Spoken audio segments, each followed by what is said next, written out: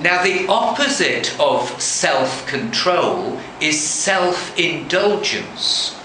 And in Matthew chapter 23 and verse 25, we find Jesus Christ sailing into the religious leaders because of their lack of self-control.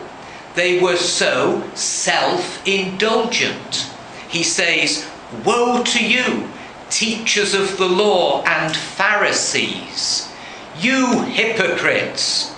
You clean the outside of the cup and dish, but inside they are full of greed and self-indulgence." Think of a time when you lacked self-control. Was the consequence joy, or was it shame? Was the result victory, or was it regret?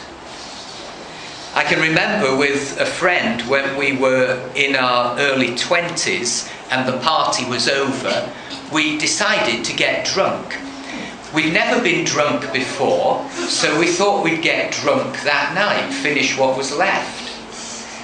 Unfortunately, only gin was left, and we didn't like it at all.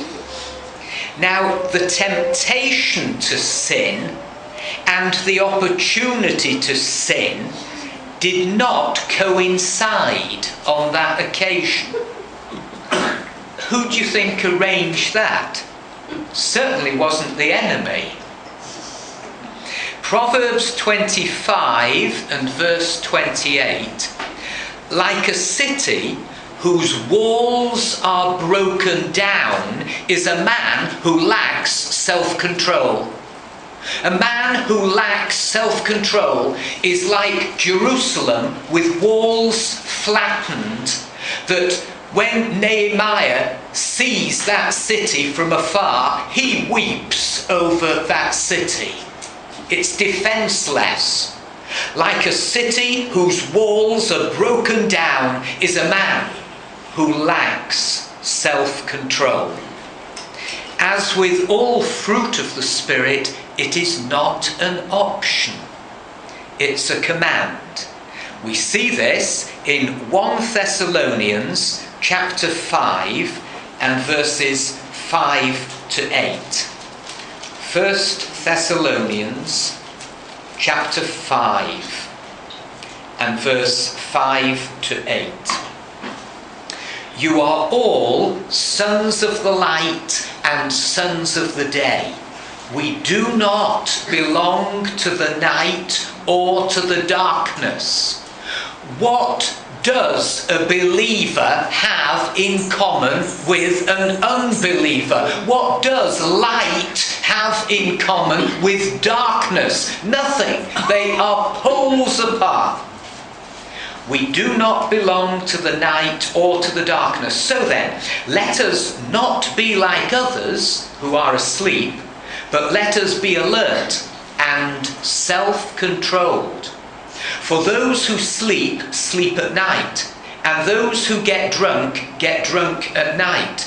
But since we belong to the day, let us be self-controlled, putting on faith and love as a breastplate, and the hope of salvation as a helmet. When Paul writes to Titus about eligibility for eldership, in Titus chapter 1 verse 8, he says this: if one would be an elder, such a person should be self-controlled, upright, holy, and disciplined. In 2 Peter chapter 1 verse 6, where it says add certain things to your faith, one of the things to add is self-control. Some of the fruit of the Spirit are listed there. Self-control is love standing. Self-control is temperance. to have one's faculties or energies under the control of the will. The antidote for sexual sins and sins of excess, which are mentioned earlier in Galatians chapter 5, well, the antidote is not total abstinence, nor is it asceticism. That's the do-it-yourself approach, which ends in failure and disappointment.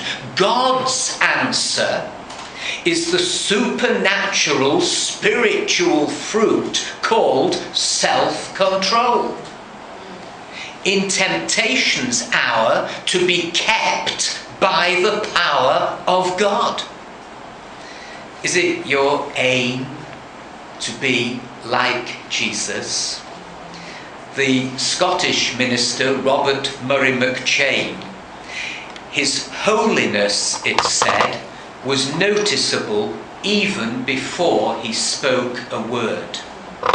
He spent hours inside the veil, and he left the fragrance of Christ as he visited from house to house. People at times were startled to see the look of Jesus upon his face. He being dead, yet speaketh, a man of holiness. In 1 Corinthians chapter 9, we read Paul's autobiographical passage on self-control.